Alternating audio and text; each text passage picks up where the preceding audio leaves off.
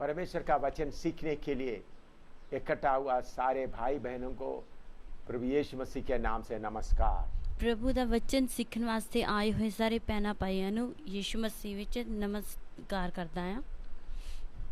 हम पवित्र आत्मा के बारे में सीखते आ रहा है। असीं पवित्र आत्मा दे बारे सीखते आ रहे हां। पवित्र आत्मा पाने से क्या क्या फायदा होता है, पवित्र आत्मा पाउण दे नाल की फायदा हुंदा है। पवित्र आत्मा के द्वारा आग कैसा में आता है, पवित्र आत्मा दे द्वारा आग किस तरह हुंदी है, पवित्र आत्मा का से भरपूर होते वक्त अन्य भाषा कैसा बोलता है, पवित्र आत्मा ना भरपूर हुंदे वक्त गैर जबान किस तरह बोलदे हैं, पवित्र आत्मा से शक्ति कैसा आता है, पवित्र आत्मा तो शक्ति किस तरह हुंदी है। ऐसा बातों के बारे में हमको सीखने के लिए मौका मिला। ये गल्लां सीखण वास्ते सानूं मौका मिलिया। अभी आज हम पवित्र आत्मा कैसे नदी के तौर पर बह रहा है उसके बारे में सीखेंगे। आज असीं सीखांगे पवित्र आत्मा किस तरह नदी दी तरह बहंदा है, ओदे बारे सीखांगे। नदी का अनुभव कैसा है, नदी दा तजर्बा किस तरह दा है। हाँ, यूहन्ना सुसमाचार 7 का 37 से लेकर 39 तक पढ़ेंगे। यूहन्ना दी अंजील 7 बाब दी 37 तो लेके 39 तक। यूहन्ना 7 का 37 से लेकर 39 तक। यूहन्ना दी अंजील 7 बाब दी 37 तो लेके 39 तक। पर्व के अंतिम दिन जो मुख्य दिन है, यीशु खड़ा हुआ और पुकार कर कहा, यदि कोई प्यासा हो तो मेरे पास आए और पिए। जो मुझ पर विश्वास करेगा, जैसा पवित्र शास्त्र में आया है, उसके हृदय में से जीवन की जल की नदियां बह निकलेंगी। उसने यह वचन पवित्र आत्मा के विषय में कहा, जिससे उस पर विश्वास करने वाले पाने पर थे, क्योंकि आत्मा अब तक ना उतरा था, क्योंकि यीशु अब तक अपनी महिमा को ना पहुंचा था।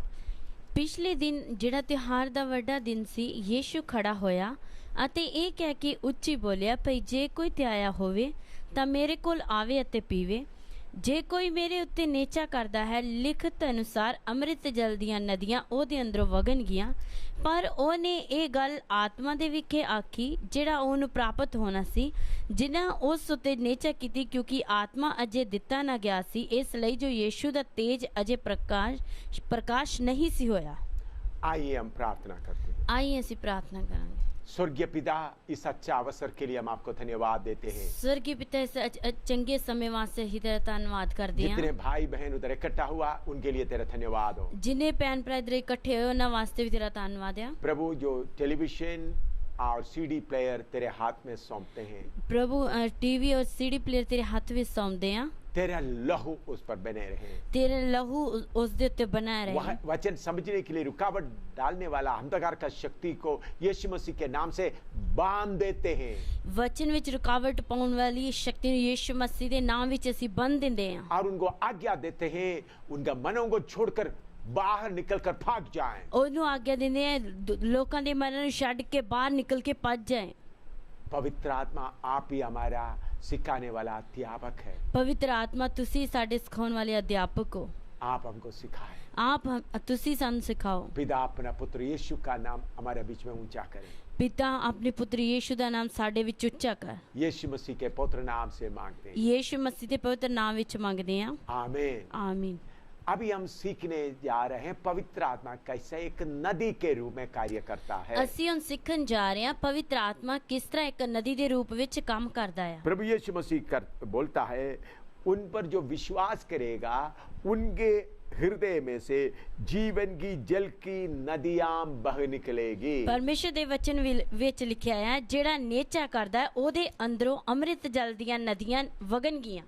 नदी सिर्फ नहीं लिखा, नदियां बह निकलेगी। नदी नहीं लिखा परंतु नदियां लिखा है। ये पवित्र आत्मा के बारे में लिखा है करके उसके नीचे लिखा है। ये पवित्र आत्मा दे बारे लिखा है, ओदे थलड़े वचन विच लिखा है। प्रभु यीशु मसीह पवित्र आत्मा के बारे में नदी के तौर पर बताया है। प्रभु यीशु मसीह पवित्र आत्मा दे बारे नदी दे तौर ते दस्या है। उत्पत्ति में भी हम नदी देखते हैं, उत्पत्ति विच भी ਅਸੀਂ नदी पुराना नियम में कई जगह में नदी के बारे में दिखते हैं। पुराने नियम विच भी ਅਸੀਂ कई जगह ते नदी दे बारे देखते हैं। प्रकाशित वाक्य में भी आखिरी अध्याय में आकर नदी के बारे में देखते हैं। ਪ੍ਰਕਾਸ਼ ਦੀ ਪੋਥੀ ਉਹਦੇ ਆਖਰੀ ਅਧਿਆਇ ਵਿੱਚ ਵੀ ਅਸੀਂ ਨਦੀ ਦੇ ਬਾਰੇ ਆ ਕੇ उधर में ਦੇਖਦੇ लिखा ਹਾਂ। पिता और मेमनेट के सिंहासन से एक नदी बह निकल रहा है। ਉਧਰ ਲਿਖਿਆ ਪਿਤਾ ਅਤੇ ਮੇਮਨੇ ਦੇ ਸਿੰਘਾਸਨ ਤੋਂ ਇੱਕ ਨਦੀ ਵਹਿ ਰਹੀ ਆ। तो पिता पुत्र सिंहासन में बैठा है, पवित्र आत्मा नदी की तरह बह रहा है।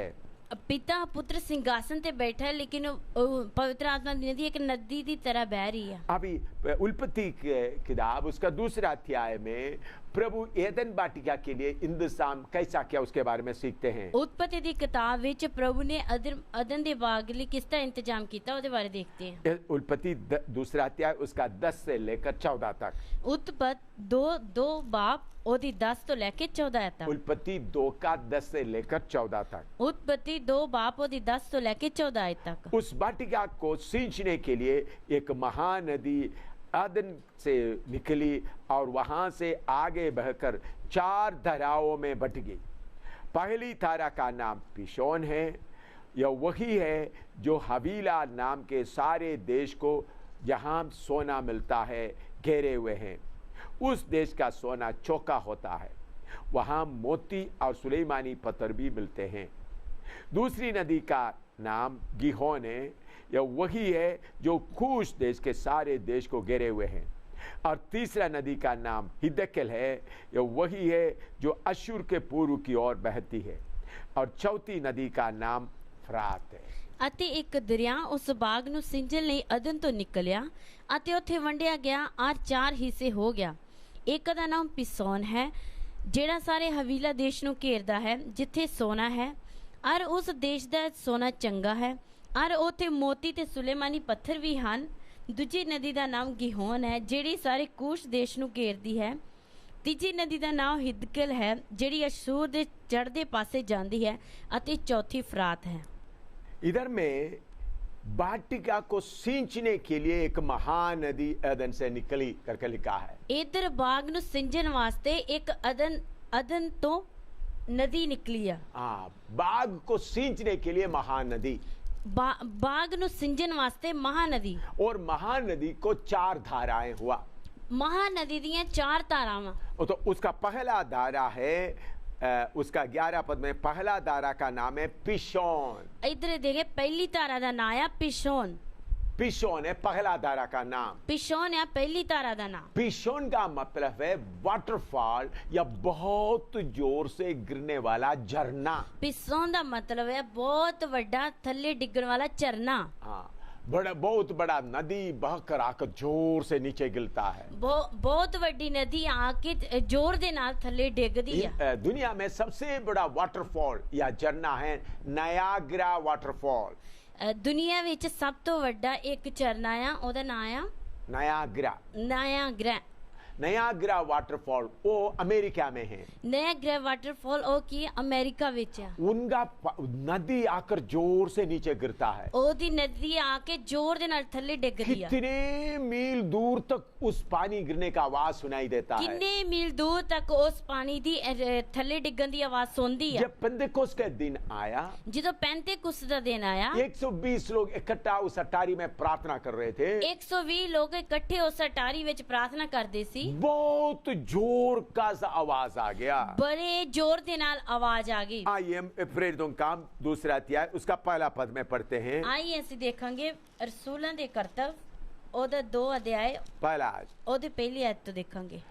प्रेरितों का दूसरा अध्याय उसका पहला पद।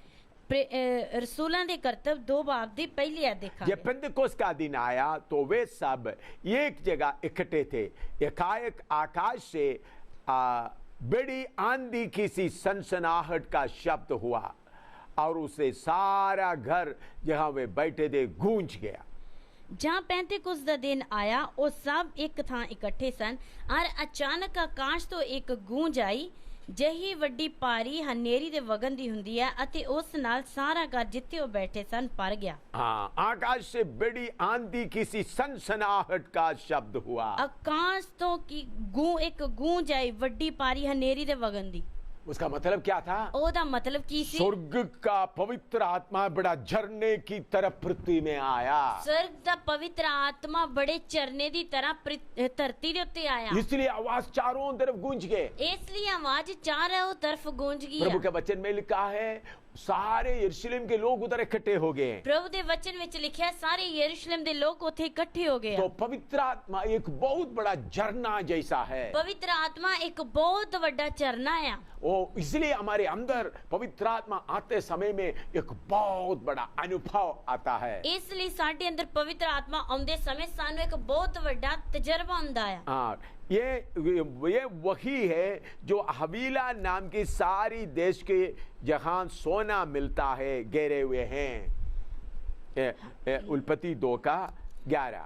ਉਤਪਤੀ 2 ਦੀ 11 ਤੇ ਦਿਖਾ ਇੱਕ ਦਾ ਨਾਮ ਪਿਸ਼ੌਨ ਹੈ ਜਿਹੜਾ ਸਾਰੇ ਹਵੀਲਾ ਦੇਸ਼ ਨੂੰ ਘੇਰਦਾ ਹੈ ਜਿੱਥੇ ਸੋਨਾ ਹੈ। हवीला देश में घेरना, हवीला का मतलब है दर्द देने वाला, शब्द बोलने वाला। ਹਵੀਲਾ ਨਾਮ ਦਾ ਅਰਥ ਆ ਬਹੁਤ ਦਰਦ ਦੇ ਨਾਲ ਸ਼ਬਦ ਬੋਲਣ ਵਾਲਾ। अगर कोई शब्द आए तो दर्द पैदा हो जाता है, ਅਗਰ ਕੋਈ ਸ਼ਬਦ ਆਵੇਗਾ ਤੇ ਦਰਦ ਹੋਵੇਗੀ, दिल छिद जाता है। ਦਿਲ ਛਿਦ ਜਾਂਦਾ ਆ। तो हवीला मतलब जिधर ये नदी जाता है वो नदी के द्वारा दिलों को चोट लगता है। ਹਵੀਲਾ ਦਾ ਮਤਲਬ ਜਿਸ ਜਗ੍ਹਾ ਤੇ ਇਹ ਨਦੀ ਜਾਂਦੀ ਆ ਉਹਦੇ ਦੁਆਰਾ ਦਿਲਾਂ ਨੂੰ ਚੋਟ ਲੱਗਦੀ ਹੈ। प्रेरितों का काम दूसरा अध्याय उसका 36 और 37 पढ़ेंगे। रसूलों के कर्तव्य 2 बाब दी 36 ते 37 आयत देखा। उधर में पतरस कैसा प्रचार कर रहा है करके हम देखते हैं। उधर पतरस किस तरह प्रचार करता है उधर बारे देखांगे।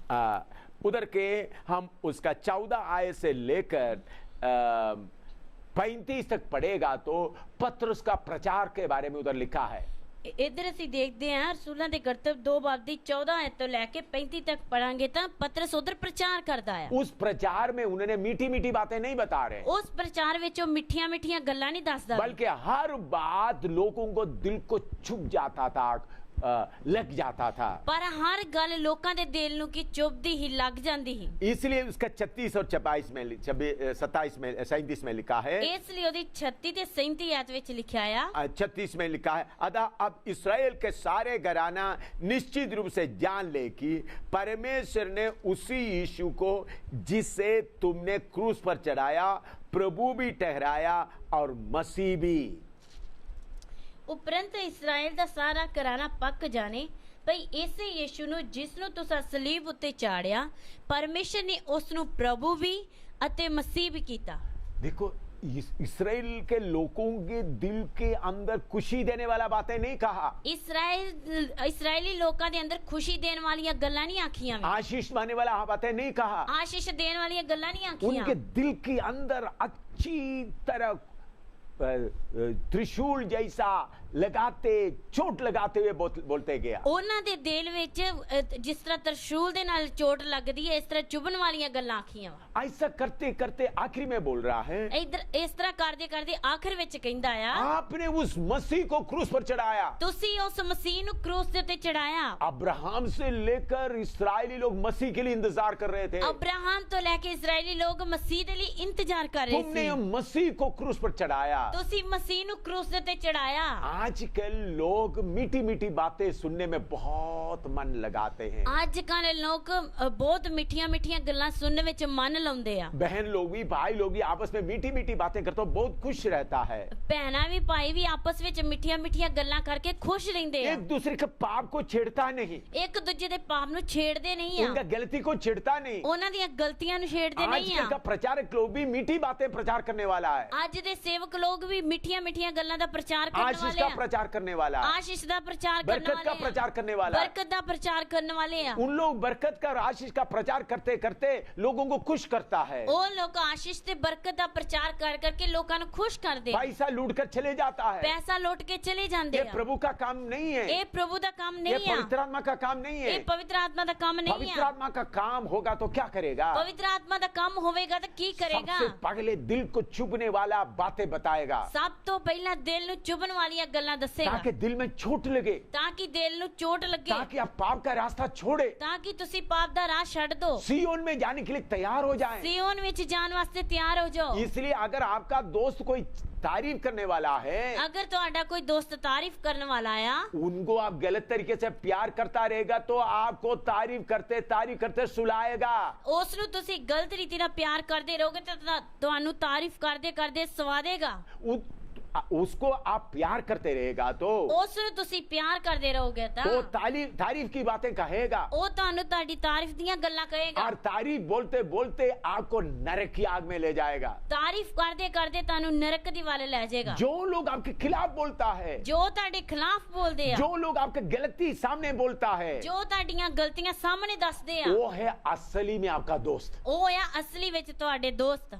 जब वो लोग बोलते हैं, ਜਦੋਂ ਉਹ ਲੋਕ ਕਹਿੰਦੇ ਆ, आपका दिल में लग जाएगा, ਤੁਹਾਡੇ ਦਿਲ ਵਿੱਚ ਲੱਗ गुस्सा ਜਾਣਗੀਆਂ, आएगा, ਗੁੱਸਾ ਆਵੇਗਾ, रोना आएगा, ਰੋਣਾ ਆਏਗਾ, नफरत आएगा, ਨਫ਼ਰਤ ਆਏਗੀ। लेकिन आपको बाद में मालूम होगा, हाँ ये गलती मेरे अंदर है, ਬਾਅਦ ਵਿੱਚ ਤੁਹਾਨੂੰ ਪਤਾ ਲੱਗੇਗਾ ਹਾਂ ਇਹ ਗਲਤੀ ਮੇਰੇ ਵਿੱਚ ਹੈ, ये सांप मेरे अंदर सोया हुआ है, ਇਹ ਸੱਪ ਮੇਰੇ ਅੰਦਰ ਸੁੱਤਾ ਪਿਆ ਆ। उनका बातों के द्वारा मेरा सांप खड़ा हो गया है, ਉਹਨਾਂ ਦੀਆਂ ਗੱਲਾਂ ਦੇ ਕਾਰਨ ਮੇਰਾ ਸੱਪ ਉੱਠ ਕੇ ਖਲੋ ਗਿਆ वो ਹੈ। मुझे गुस्सा आ गया, ਮੈਨੂੰ ਗੁੱਸਾ ਆ मुझे ਗਿਆ, रोना आ गया, ਮੈਨੂੰ ਰੋਣਾ आ कोई ਗਿਆ, बात नहीं, ਕੋਈ ਗੱਲ ਨਹੀਂ, सांप मैं तुमको निकालूंगा। ਸੱਪ ਮੈਂ ਤੈਨੂੰ ਕੱਢਾਂਗਾ। इसलिए मैं हमेशा बोलता, जो लोग मुझे मेरे ऊपर दोष लगाता है उनको मैं धन्यवाद देता हूँ। ਇਸ ਲਈ ਮੈਂ ਹਮੇਸ਼ਾ ਕਹਿੰਦਾ ਜਿਹੜੇ ਲੋਕ ਮੈਨੂੰ ਦੋਸ਼ ਲਾਉਂਦੇ ਆ ਉਹਨਾਂ ਲਈ ਮੈਂ ਧੰਨਵਾਦ ਕਰਦਾ दोष ਹਾਂ। लगाकर मुझे आशीष देता है, ਦੋਸ਼ ਲਾ ਕੇ ਮੈਨੂੰ ਆਸ਼ੀਸ਼ ਦਿੰਦੇ ਆ, बदनाम करके मुझे आशीष देता है, ਬਦਨਾਮ ਕਰਕੇ ਮੈਨੂੰ ਆਸ਼ੀਸ਼ मेरे ਦਿੰਦੇ बारे ਆ, में बुरा बोलकर मुझे आशीष देता है। ਮੇਰੇ ਬਾਰੇ ਬੁਰਾ ਬੋਲ ਕੇ ਮੈਨੂੰ ਆਸ਼ੀਸ਼ ਦਿੰਦੇ ऐसा ਆ। बुरा बोलते समय मेरे अंदर में चिद लगता है। ਇਸ ਤਰ੍ਹਾਂ ਬੋਲਦੇ ਸਮੇਂ ਮੇਰੇ ਦਿਲ ਅੰਦਰ ਛਿੜ ਜਾਂਦਾ ਹੈ। यिर्मयाह का प्रचार कैसा था? ਯਰਮੀਆ ਦਾ ਪ੍ਰਚਾਰ ਕਿਸ ਤਰ੍ਹਾਂ उन ਦਾ ਸੀ? इस्राएल का गलती बताते गया, ਉਹ ਇਸਰਾਇਲ ਦੀਆਂ ਗਲਤੀਆਂ ਦੱਸਦਾ ਗਿਆ, लोग उनको पकड़ के जेल खाने में डाल दिया। ਲੋਕਾਂ ਨੇ ਉਹਨੂੰ ਫੜ ਕੇ ਜੇਲ੍ਹ ਵਿੱਚ ਪਾਤਾ। कितने बार वो जेल में उनको जेल खाने में डाला, ਕਿੰਨੀ ਵਾਰ ਉਹ ਜੇਲ੍ਹ ਖਾਨੇ ਵਿੱਚ ਗਿਆ, कितने बार उनको मारा, ਕਿੰਨੀ ਵਾਰ ਉਹਨੂੰ ਮਾਰਿਆ, फिर भी पवित्र आत्मा उनके द्वारा बोलते गए। ਫਿਰ ਵੀ ਪਵਿੱਤਰ ਆਤਮਾ ਉਹਦੇ ਦੁਆਰਾ ਬੋਲਦਾ ਰਿਹਾ। आजकल ऐसा चोट लगाने वाला बहुत कम ही मिलता है। ਅੱਜ ਕੱਲ ਇਸ ਤਰ੍ਹਾਂ ਚੋਟ ਦੇਣ ਵਾਲੇ ਬੜੇ ਘੱਟ ਹੀ ਮਿਲਦੇ ਨੇ। मेरे प्यारो, चोट लगाने वाले ही असली में आपको प्यार करने वाला है। ਮੇਰੇ ਪਿਆਰੇ ਚੋਟ ਦੇਣ ਵਾਲੇ ਹੀ ਤੁਹਾਨੂੰ ਅਸਲੀ ਪਿਆਰ ਕਰਨ ਵਾਲੇ ਆ। जब पत्रस ऐसा प्रचार किया, ਜਦੋਂ ਪਤਰਸ ਨੇ ਇਸ ਤਰ੍ਹਾਂ ਪ੍ਰਚਾਰ ਕੀਤਾ, उनका दिल को चोट लगाते गया। ਉਹਨਾਂ ਦੇ ਦਿਲ ਨੂੰ ਚੋਟ ਲਾਉਂਦੇ ਰਹੇ। उसका 37 और दूसरा 37वां पद पढ़ते हैं। ਉਹਦਾ 37 वचन पढ़ते हैं। तब सुनने वालों का हृदय छिद गया और वे पत्रस और शेष प्रेरितों से पूछने लगे, हे भाइयों, हम क्या करें? ਜਾਂ ਉਹਨਾਂ ਨੇ ਇਹ ਸੁਨਿਆ ਤਾਂ ਉਹਨਾਂ ਦੇ ਦਿਲ ਛਿਦ ਗਏ ਅਤੇ ਪਤਰਸ ਅਤੇ ਬਾਕੀ ਦੇ ਰਸੂਲਾਂ ਨੂੰ ਕਹਾ ਕਿ हे ਭਾਈਓ ਅਸੀਂ ਕੀ ਕਰੀਏ। उनके दिल में जब छिद गया, चोट लग गया, उनको मालूम हो गया हम गलत कर रहा है। ਉਹਨਾਂ ਦੇ ਦਿਲ ਵਿੱਚ ਜਦੋਂ ਚੋਟ ਲੱਗ ਗਈ ਉਹਨਾਂ ਨੂੰ ਪਤਾ ਲੱਗ ਗਿਆ ਅਸੀਂ ਗਲਤ ਕਰ ਰਹੇ ਹਾਂ। अगर आपको तारीफ करते रहेगा तो आप मुस्कुराते हुए सो जाएंगे, ਅਗਰ ਤੁਹਾਡੀ ਤਾਰੀਫ ਹੀ ਹੁੰਦੀ ਰਹੇਗੀ ਤੇ ਤੁਸੀਂ ਹੱਸਦੇ ਹੱਸਦੇ ਸੌਂ ਜਾਓਗੇ। लेकिन जब आपको चोट लगेगा, ਪਰ ਜਦੋਂ ਤੁਹਾਨੂੰ ਚੋਟ ਲੱਗੇਗੀ, गहरा जख्म लगेगा, ਗਹਿਰਾ ਜ਼ਖਮ ਹੋਵੇਗਾ, हो सकता है आप थोड़ी देर तो रोएंगे, ਹੋ ਸਕਦਾ ਤੁਸੀਂ ਥੋੜੀ ਦੇਰ ਵਾਸਤੇ ਰੋਵੋਗੇ, लेकिन आपको आसानी से नींद नहीं आएगा। ਪਰ ਤੁਹਾਨੂੰ ਆਸਾਨੀ ਦੇ ਨਾਲ ਨੀਂਦ ਨਹੀਂ ਆਏਗੀ। आपके अंदर आराम से सोने वाला सांप खड़े हो गए हैं। ਪਰ ਤੁਹਾਡੇ ਅੰਦਰ ਆਰਾਮ ਦੇ ਨਾਲ ਸੌਣ ਵਾਲਾ ਸੱਪ ਖੜਾ ਹੋ ਗਿਆ उस वक्त ਹੈ। आप क्या करना चाहिए? ਉਸ ਵਕਤ ਤੁਹਾਨੂੰ ਕੀ हम ਕਰਨਾ क्या ਚਾਹੀਦਾ? करें? ਅਸੀਂ ਕੀ ਕਰੀਏ? हम गलती कर बैठा है। ਅਸੀਂ ਗਲਤੀ ਕਰ ਬੈਠੇ ਆ। तब पतरस ने उनको बताया, ਫਿਰ ਪਤਰਸ ਨੇ ਉਹਨਾਂ ਨੂੰ ਦੱਸਿਆ। उसी दिन 3000 लोग बच गए। ਉਸੇ ਦਿਨ 3000 ਲੋਕ ਬਚ ਗਏ। 3000 लोगों के दिल में असली शांति आया। 3000 ਲੋਕਾਂ ਦੇ ਅੰਦਰ ਅਸਲੀ ਸ਼ਾਂਤੀ ਆਈ। कैसा आया? किस तरह आई? पतरस के अंदर से उस पिशोन नदी बहकर उनके अंदर चोट लगाता गया। ਪਤਰਸ ਦੇ ਦੁਆਰਾ ਪਿਸ਼ੌਨ ਨਦੀ ਬਹਿ ਕੇ ਉਹਨਾਂ ਦੇ ਅੰਦਰ ਚੋਟ ਲਾਉਂਦੀ ਗਈ। इसलिए उन लोग 3000 लोग बच गए हैं। ਇਸ ਲਈ ਉਹ 3000 ਲੋਕ ਬਚ गए ਆ। और अभी हम देखते हैं उसका 2:12 हम पढ़ते हैं। ਅਸੀਂ ਦੇਖਦੇ ਹਾਂ 2 ਬਾਬ ਦੀ 12 ਹੈ। उलपति 2:12। उत्पत्ति 2 ਦੀ 12। हवीला देश के सारे देश को वहां सोना मिलता है, गिरे हुए हैं। उस देश का सोना चौका होता है। और उस देश ਦਾ ਸੋਨਾ ਚੰਗਾ ਹੈ और ਉੱਥੇ ਸ਼ਕਤੀ ਅਤੇ उस देश का सोना चौका सोना है। ਉਸ ਦੇਸ਼ ਦਾ ਸੋਨਾ ਚੰਗਾ ਸੋਨਾ ਆ। हाँ, पहला पत्रुस 1:7, ਪਹਿਲਾ ਪਤਰਸ 1:7 ਦੇਖਾਂਗੇ। पहला पत्रुस 1:7। ਪਹਿਲਾ ਪਤਰਸ 1:7 ਦੇਖਾਂਗੇ। और वो इसलिए है कि तुम्हारा परखा हुआ विश्वास जो आग से ताए हुए नाशमान सोने से भी कहीं अधिक बहुमूल्य है, यीशु मसीह के प्रकट होने पर प्रशंसा और महिमा और आदर का कारण ठहरे। ਤਾਂ ਜੋ ਤੁਹਾਡੀ ਪਰਖੀ ਹੋਈ ਨੇਚਾ ਜਿਹੜੀ ਨਾਸ਼ ਹੋਣ ਵਾਲੇ ਸੋਨੇ ਨਾਲੋਂ ਭਾਵੇਂ ਉਹ ਅੱਗ ਵਿੱਚ ਤਾਇਆ ਵੀ ਜਾਵੇ ਅੱਤ ਪਾਰੇ ਮੁੱਲ ਦੀ ਹੈ, ਯੀਸ਼ੂ ਮਸੀਹ ਦੇ ਪ੍ਰਗਟ ਹੋਣ ਦੇ ਸਮੇਂ उस्तत महिमा अते आदर दे योग निकले। हाँ, मेरे प्यारों, पिशोन नदी किधर बहता है? मेरे प्यारे, पिशोन नदी किधर बहती आ? वो हवीला देश के जैसा दर्द होता है। हवीला देश की तरह दर्द हुंदी आ। और उधर में चौका सोना मिलता है। उस जगह ते चंगा सोना मिलता है। चौका सोना कहाँ मिलता है? चंगा सोना कित्थों मिलता है? जिधर आपका विश्वास को परखा जाता है, जिधर ताड़े विश्वास नु परखिया जाता है। पत्रुस बोलते तुम्हारा परखा हुआ विश्वास नाशवान सोने से अधिक महत्व है।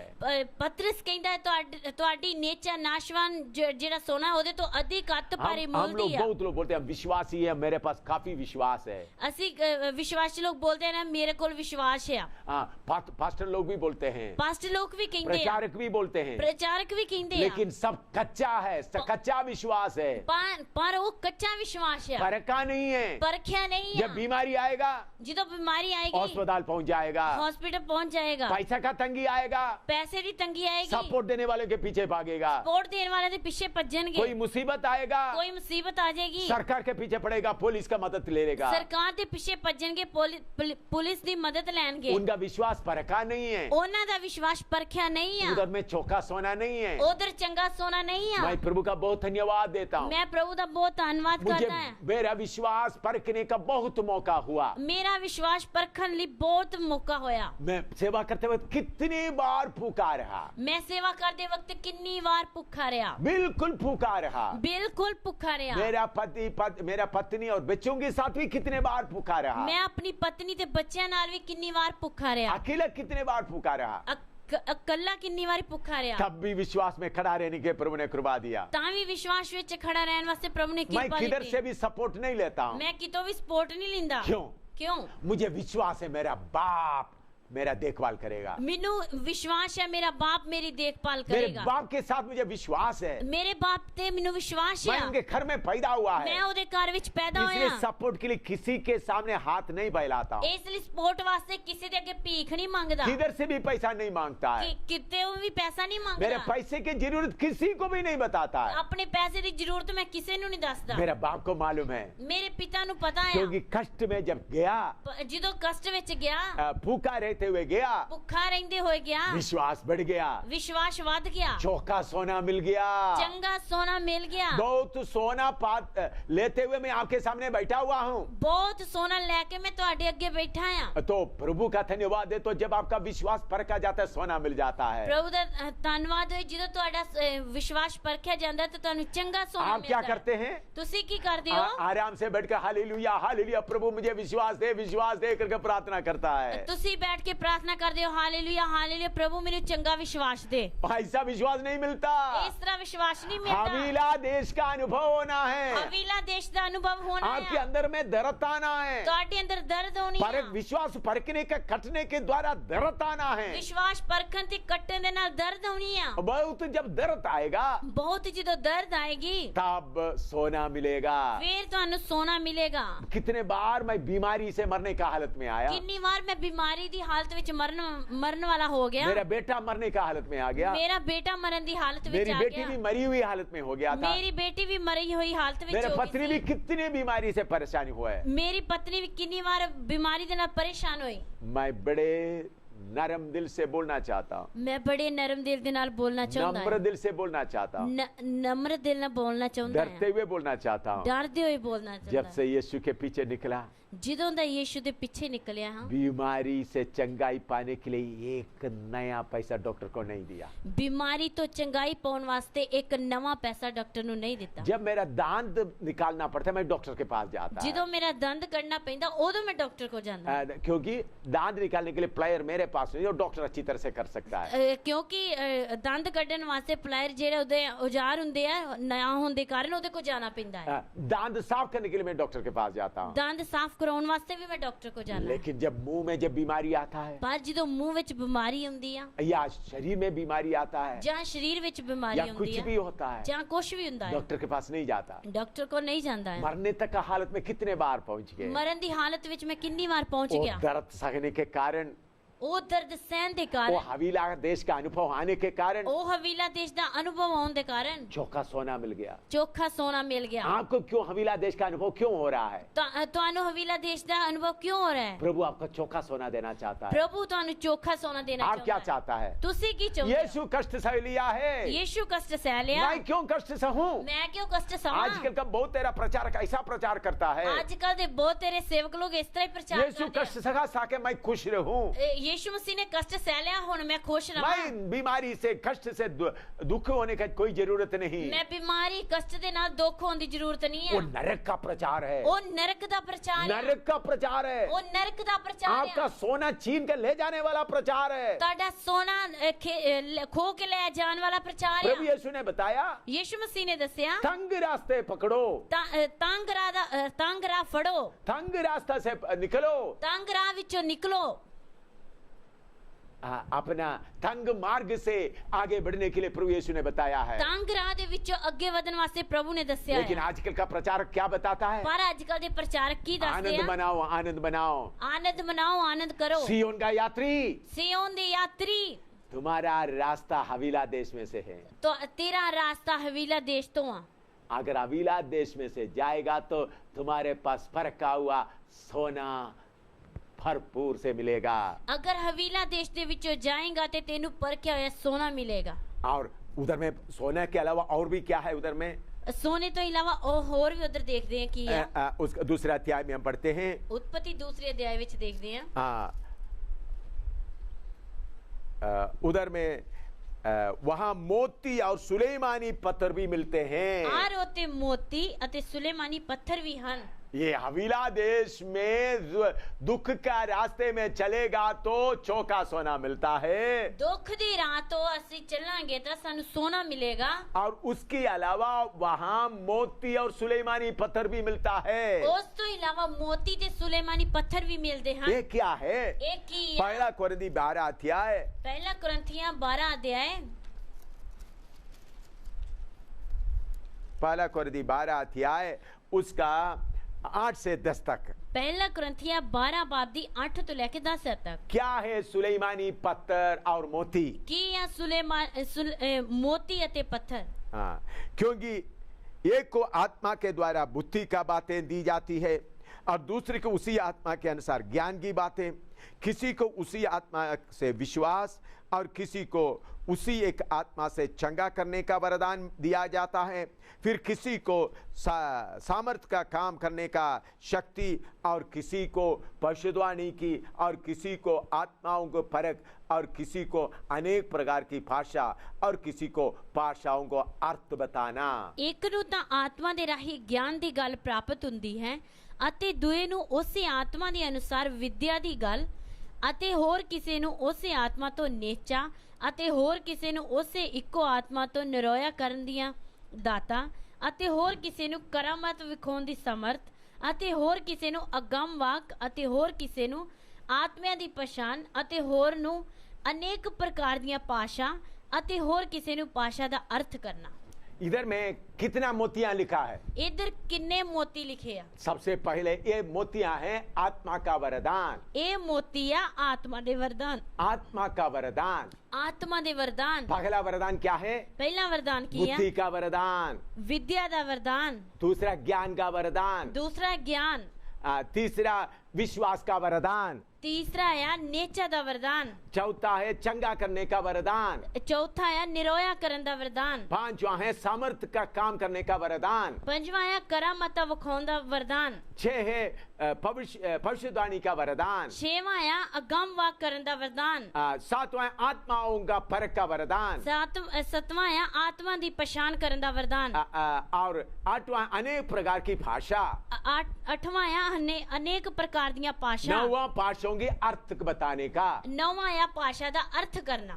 मैं बहुत नम्र दिल से बताना चाहता हूँ, ਮੈਂ ਬੜੇ ਨਮਰ ਦਿਲ ਦੇ ਨਾਲ ਦੱਸਣਾ ਚਾਹੁੰਦਾ ਹਾਂ, ये पिसोन नदी मुझ में बहने के कारण, ਇਹ ਪਿਸੋਨ ਨਦੀ ਮੇਰੇ ਅੰਦਰ ਬਹਿਣ ਦੇ ਕਾਰਨ, हवीला देश का अनुभव मुझे मेरे जीवन में आने के कारण, ਹਵੀਲਾ ਨਦੀ ਦਾ ਤਜਰਬਾ ਮੇਰੇ ਅੰਦਰ ਹੋਣ ਦੇ ਕਾਰਨ, ये 9 वरदान प्रभु ने मुझे दिया है। ਇਹ 9 ਵਰਦਾਨ ਪ੍ਰਭੂ ਨੇ ਮੈਨੂੰ ਦਿੱਤੇ ਆ। इतने साल का सेवकाई में मैंने देखा है 9 वरदान जब जरूरत पड़ता है प्रभु काम करता है। ਇੰਨੇ ਸਾਲਾਂ ਦੀ ਸੇਵਕਾਈ ਦੇ ਵਿੱਚ ਮੈਂ ਵੇਖਿਆ ਜਦੋਂ 9 ਵਰਦਾਨਾਂ ਦੀ ਜ਼ਰੂਰਤ ਹੁੰਦੀ ਹੈ ਪ੍ਰਭੂ ਕੰਮ ਕਰਦਾ ਹੈ। 4 जगह में मरे हुओं को भी प्रभु ने जिंदा किया है। 4 ਜਗ੍ਹਾ ਤੇ ਮਰੇ ਹੋਇਆਂ ਨੂੰ ਵੀ ਪ੍ਰਭੂ ਨੇ ਜਿੰਦਾ ਕੀਤਾ। मैंने बड़ा ये पब्लिसिटी नहीं करता है, ਮੈਂ ਪਬਲਿਕ ਇਸ ਗੱਲ ਨੂੰ ਨਹੀਂ ਕਰਦਾ मैं ਹਾਂ। ये शक्ति का वरदान करके इधर में लिखा है, सामर्थ का काम करने का शक्ति का वरदान के बारे में लिखा। उसका एक बात मैं बताना चाहता हूँ, ਨਿਰੋਇਆ ਕਰਨ ਦਾ ਸਮਰਥ, सामर्थ का काम करने का शक्ति का वरदान। 5वां चंगा करने का नहीं, सामर्थ का शक्ति। हाँ, ਕਰਾਮਾਤ ਵਿਖਾਉਣ ਦਾ ਸਾਮਰਥ ਦਾ ਵਰਦਾਨ ਦੇ ਬਾਰੇ ਮੈਂ ਕੁਝ ਦੱਸਣਾ ਚਾਹੁੰਦਾ ਹਾਂ। मैं पूंछ में प्रभु की सेवा कर रहा था। ਮੈਂ ਪੂੰਛ ਵਿੱਚ ਪ੍ਰਭੂ ਦੀ ਸੇਵਾ ਕਰ ਰਿਹਾ ਸੀ। उधर मैं गली गली में प्रचार कर रहा था। ਉਧਰ ਗਲੀ ਗਲੀ ਵਿੱਚ ਮੈਂ ਪ੍ਰਚਾਰ ਕਰਦਾ काफी ਸੀ। साल की पुरानी बात है। ਕਾਫੀ ਸਾਲਾਂ ਤੋਂ ਪੁਰਾਣੀ ਗੱਲ ਆ। मेरे साथ एक टीम के लोग थे। ਮੇਰੇ ਨਾਲ ਟੀਮ ਦੇ ਲੋਕ ਸੀ। काफी धूप था। ਕਾਫੀ ਧੁੱਪ ਸੀ। मैंने प्रचार करने के बाद उधर में ये नींबू पानी बेचने वाला दुकान में जाकर बोला थोड़ा नींबू पानी बना कर दो। ਮੈਂ ਪ੍ਰਚਾਰ ਕਰਨ ਤੋਂ ਬਾਅਦ ਨਿੰਬੂ ਪਾਣੀ ਵੇਚਣ ਵਾਲਾ ਇੱਕ ਆਦਮੀ, ਉਹਨੂੰ ਮੈਂ ਕਿਹਾ ਨਿੰਬੂ ਪਾਣੀ ਬਣਾ ਕੇ ਦੇ। 1-1 रुपया में 1-1 गिलास देते थे। 1-1 ਰੁਪਏ ਵਿੱਚ 1-1 ਗਲਾਸ ਦਿੰਦੇ ਸੀ। हम लोग 4 लोग थे। ਅਸੀਂ 4 ਲੋਕ ਸੀ। पहले उन्होंने बोला पैसा दे दो। ਪਹਿਲਾਂ ਉਹਨੇ ਆਖਿਆ ਪੈਸੇ ਦਿਓ। उस वक्त 1-1 रुपया भी बहुत महंगा होता। ਉਸ ਵਕਤ 1-1 ਰੁਪਇਆ ਵੀ ਬੜਾ ਮਹਿੰਗਾ ਸੀ। आजकल 1 रुपया आजकल का 5-8 रुपया से बड़ा है, उस वक्त 1 रुपया का। ਅੱਜ ਕੱਲ ਦੇ 5-8 ਤੋਂ ਵੱਧ ਕੇ ਹੀ ਉਸ ਸਮੇਂ ਦਾ 1 ਰੁਪਇਆ। तो उन्होंने 4 रुपया हमसे ले लिया, बोला नींबू पानी नहीं देगा। ਉਹਨੇ ਸਾਡੇ ਕੋਲ 4 ਰੁਪਏ ਲੈ ਲਏ, ਪਰ ਉਹਨੇ ਸਾਨੂੰ ਨਿੰਬੂ ਪਾਣੀ ਆਖਿਆ ਨਹੀਂ ਦਵਾਂਗਾ। उन्होंने नींबू नचोड़ने का लकड़ी का उसको लेकर बोला मारेगा, इधर से भाग जाओ। ਨਿੰਬੂ ਨਿਚੋੜਨ ਵਾਲੀ ਜਿਹੜੀ ਹੁੰਦੀ ਹੈ ਉਹਨੂੰ ਲੈ ਕੇ ਆਂਦਾ, ਤੁਹਾਡੇ ਸਿਰ ਤੇ ਮਾਰਾਂਗਾ, ਭੱਜ ਜਾਓ ਵੀ। यीशु का प्रचार करने के लिए इधर क्यों आया? ਯੀਸ਼ੂ ਦਾ ਪ੍ਰਚਾਰ ਕਰਨ ਵਾਸਤੇ ਤੁਸੀਂ ਇੱਧਰ ਕਿਉਂ ਆਏ ਹੋ? फिर उधर से हम करीबन 500 गज या 800 गज आगे दूसरा गली में प्रचार करना शुरू किया। ਉਸ ਤੋਂ ਅੱਗੇ ਅਸੀਂ ਤਕਰੀਬਨ 500 ਗਜ 800 गज ਅੱਗੇ ਹੋ ਕੇ ਪ੍ਰਚਾਰ ਕਰਨਾ ਸ਼ੁਰੂ ਕੀਤਾ। दूसरा गली में, ਦੂਜੀ ਗਲੀ ਵਿੱਚ उधर भी हम प्रचार कर दिया। ਉਧਰ ਵੀ ਅਸੀਂ ਪ੍ਰਚਾਰ उधर नींबू ਕਰਤਾ। पानी वालों से बोला पानी दे दो। ਉਧਰ ਨਿੰਬੂ ਪਾਣੀ ਵਾਲੇ ਨੂੰ ਆਖਿਆ ਸਾਨੂੰ ਪਾਣੀ ਦੇ ਦਿਓ। एक आदमी उनको बोल रहा था पैसा पहले ले लो। ਇੱਕ ਆਦਮੀ ਉਹਨਾਂ ਨੂੰ ਕਹਿਣ ਡਿਆ ਸੀ ਕਿ ਪੈਸਾ ਪਹਿਲੇ ਲੈ ਲਓ। तो उन्होंने बोला पैसा दे दो। ਉਹਨਾਂ ਆਖਿਆ ਪੈਸੇ ਸਾਨੂੰ ਦੇ ਦਿਓ। जैसा पहला जगह में इधर भी मैंने 4 रुपया दे दिया। ਜਿਸ ਤਰ੍ਹਾਂ ਪਹਿਲਾਂ ਅਸੀਂ 4 ਰੁਪਏ ਦੇ ਦਿੱਤੇ, ਇੱਧਰ ਵੀ 4 ਰੁਪਏ ਦਿੱਤੇ। बाद में उन्होंने बोला नींबू पानी नहीं मिलेगा, मारेगा, भागो।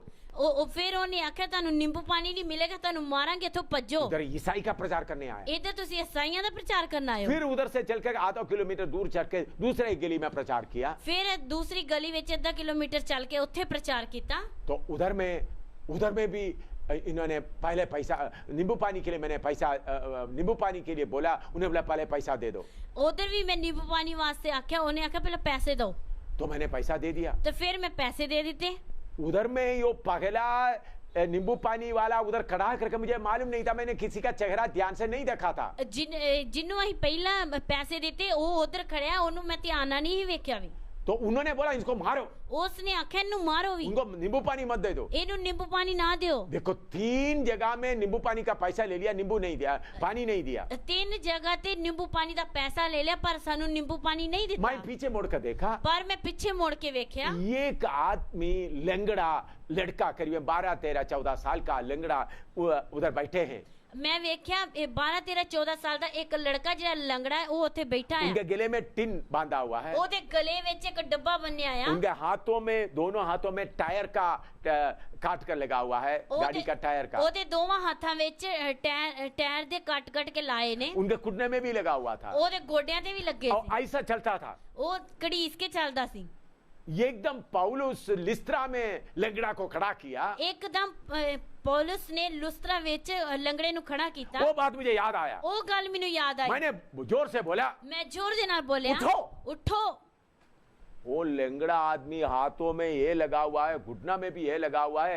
गले में ढिन लगा हुआ, खड़े हो गए। ਉਹ ਜਿਹੜਾ ਲੜਕਾ ਸੀ ਉਹਦੇ ਗਲੇ ਵਿੱਚ ਡੱਬਾ ਬੰਨਿਆ ਸੀ ਹੱਥਾਂ ਪੈਰਾਂ ਦੇ ਉੱਤੇ ਟਾਇਰ ਕੱਟ ਕੇ ਲਾਇਆ ਸੀ ਉਹ ਇੱਕਦਮ ਖੜਾ ਹੋ ਗਿਆ मैंने बोला दौड़ो, ਮੈਂ ਉਹਨੂੰ ਆਖਿਆ ਦੌੜਾਂ वो दौड़ना शुरू हो गया, ਉਹਨੇ ਦੌੜਨਾ ਸ਼ੁਰੂ ਕੀਤਾ गले में टिन डाल कर दौड़ रहा है। ਗਲੇ ਵਿੱਚ ਜੋ ਡੱਬਾ ਪਾ ਕੇ ਦੌੜਦਾ ਆ ए, मुसलमान था, ਉਹ ਮੁਸਲਮਾਨ ਸੀ उनका बाप भी साथ आया था। ਉਹਦਾ ਪਿਤਾ भी ਨਾਲ ਆਇਆ ਸੀ बाप मेरे सामने आकर हाथ जोड़कर बोला, बाप ने मेरे सामने हाथ जोड़ के बोलिया ओ खुदा ने कितना बड़ा काम किया। खुदा ने किड्डा बड़ा काम कीता है उस दिन ये जो लोग मुझे नींबू पानी देने के लिए रोका, उन लोग सब शर्मिंदा हो गए। उस दिन जिन्ना ने नींबू पानी देने वास्ते मैंने इनकार किया है सारे शर्मिंदे हो हाथ गए जोड़कर माफी मांगा, हाथ जोड़ के माफी मांगी उधर में सेवा बहुत हुआ, उधर सेवा बहुत प्रभु हुई ने कलीसिया उधर खड़ा किया। प्रभु ने कलीसिया उधर खड़ी की थी मैं प्रभु का बहुत धन्यवाद देता हूँ। मैं प्रभु का बहुत धन्यवाद करता हूं आश्चर्य काम करने का वरदान, करामाता करन दा वरदान मैंने एक ही घटना बताया है, मैं एक ही घटना ऐसे कितना घटना हुआ है। एहो जे किन्नियां घटना हुईयां लोग प्रार्थना करता है, लोग प्रार्थना करते प्रभु हैं, मुझे वरदान दे,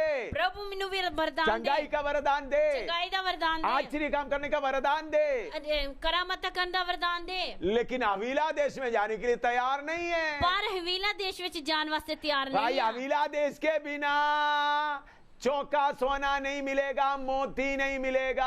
हवीला देश तो बिना तनु चंगा सोना ते मोती नहीं मिल गए। पहले पिशोन का नदी आपके अंदर बहना है, पहला पिशोन नदी तोड़े अंदर बहनी वो है आपके दुख की रास्ते में चलाएगा, वो तुहानू दुख दे राह विच चलाएगा, उसके द्वारा दुख देने वाला बातें आप कहेगा, ओदे द्वारा दुख देने वाली गल्लां होणगियां, उधर आत्मा का फल हो जा, आत्मा का वरदान होगा, उधर आत्मा दा वरदान होवेगा, उधर मोती होगा, उधर मोती होंगे, सुलेमान पत्थर होगा, सुलेमानी पत्थर होंगे, आश्चर्य काम करने वाला, चंगा करने वाला वरदान होगा, चंगाई करने वाला वरदान होवेगा, हर भाषा का बुद्धि का वरदान होगा, हर भाषा दी बुद्धि दा वरदान होवेगा, 9 के 9 वरदान मिलेगा। 9 दे 9 वरदान मिलने उसके लिए क्या करना चाहिए? उसके लिए की करना चाहिए? पिशोन आपके अंदर बहने देना है, पिशोन तोड़े अंदर बहन देनी है, पिशोन बहने देना है, पिशोन बहन देनी है। ऐसा पिशोन जब बहने के देगा तब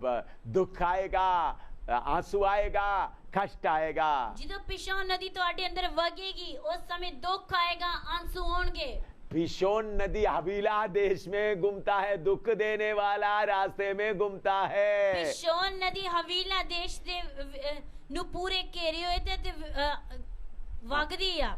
कुछ लोग बोलते प्रभु तेरे पीछे आने के बाद दुख ही दुख है प्रभु, कुछ लोग कहते प्रभु तेरे पीछे आने नाल दुख ही दुख है, कब खुशी मिलेगा?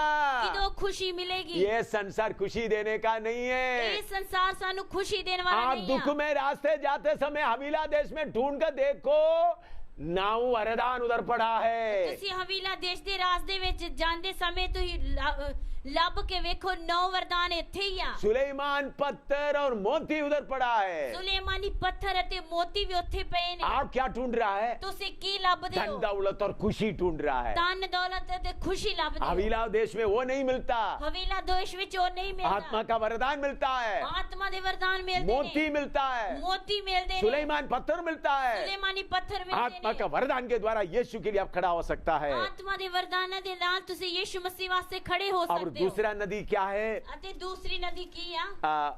उधर में हम पढ़ते हैं दूसरी नदी, उसका 13 पद, दूसरी नदी का नाम गीहोन है। दूसरी नदी ਦਾ ਨਾਮ ਗੀਹੋਨ ਆ। यह वही है जो कूश देश के सारे देश के घेरे हुए हैं। ਜਿਹੜੀ ਸਾਰੇ ਕੂਸ਼ ਦੇਸ਼ ਨੂੰ ਘੇਰਦੀ ਆ। हाँ, गीहोन का मतलब है फसल या कृपा या अनुग्रह का इलाका। ਗੀਹੋਨ ਦਾ ਮਤਲਬ ਹੈ ਫਜ਼ਲ ਜਾਂ ਕਿਰਪਾ। हाँ, अनुग्रह मिलता है। ਕਿਰਪਾ ਮਿਲਦੀ ਆ। वो कूश दे के सारे देश को घेरे हुए हैं। ਉਹ ਕੁਸ਼ ਦੇਸ਼ ਨੂੰ ਘੇਰਦੀ ਆ। कूश के देश के लोग, आप सुना होगा, नीग्रो लोग ज्यादा रहता है। ਕੁਸ਼ ਦੇਸ਼ ਦੇ ਲੋਕ ਨੀਗਰੋ ਲੋਕ ਆ। उसका मतलब दुख और उदासी का इलाका। ਉਹਦਾ ਮਤਲਬ ਹੈ ਦੁੱਖ ਅਤੇ ਉਦਾਸੀ ਦਾ ब्लैक ਇਲਾਕਾ। एंड वॉर्न, बहुत मुंह लंबा हो गया। ਬਹੁਤ ਮੂੰਹ ਲੰਬਾ ਹੋ ਗਿਆ। अगर पवित्र आत्मा की हालत में आप चलते समय में कभी ऐसा मौका में भी आप आएंगे, ਪਵਿੱਤਰ ਆਤਮਾ ਦੀ ਹਾਲਤ ਵਿੱਚ ਚੱਲਦੇ ਸਮੇਂ ਐਸੀ ਹਾਲਤ ਵੀ ਆਏਗੀ।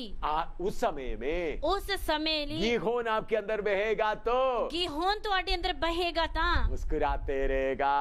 ਹੱਸਦੇ ਰਹੋਗੇ। निंदा आने से भी मुस्कुराएगा।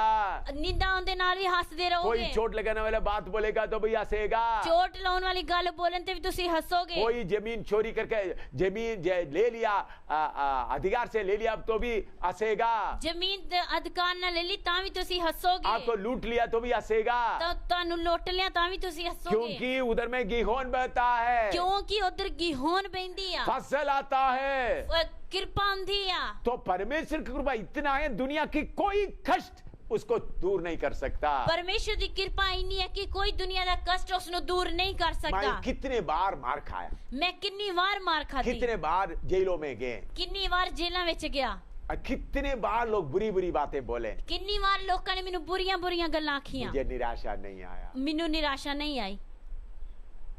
मैं प्रभु को बहुत नम्र दिल से, प्रभु के सामने नम्र दिल से बोलता हूँ। ਮੈਂ ਪ੍ਰਭੂ ਦੇ ਸਾਹਮਣੇ ਬਹੁਤ ਨम्र ਦਿਲ ਦੇ ਨਾਲ ਬੋਲਦਾ ਹਾਂ। मौत आया, ਮੌਤ ਆਈ, मेरा बेटी का पति मरा, ਮੇਰੀ ਬੇਟੀ ਦਾ ਪਤੀ ਮਰ ਗਿਆ, कितना नुकसान हुआ, ਕਿੰਨਾ ਨੁਕਸਾਨ ਹੋਇਆ, कितने लोग बदनाम किया, ਕਿੰਨੇ ਲੋਕਾਂ ਬਦਨਾਮ कितने ਕੀਤਾ, बार मारा, ਕਿੰਨੀ ਵਾਰ ਮਾਰਿਆ, फिर भी निराशा एक बार भी नहीं हुआ। ਫਿਰ ਵੀ ਨਿਰਾਸ਼ਾ ਇੱਕ ਵਾਰ ਵੀ ਨਹੀਂ ਆਈ। एक बार भी मेरे जीवन के बारे में निराशा नहीं आया। ਇੱਕ ਵਾਰ ਵੀ ਮੇਰੇ ਜੀਵਨ ਦੇ ਲਈ ਮੈਨੂੰ ਨਿਰਾਸ਼ਾ ਨਹੀਂ ਆਈ। अभी पिछले दिनों में भी मैं जेल में था, ਹੁਣ ਪਿਛਲੇ ਦਿਨਾਂ ਵਿੱਚ ਵੀ ਮੈਂ ਜੇਲ੍ਹ ਵਿੱਚ तो ਸੀ। मेरे जीवन में एक दिन बहुत आनंद था।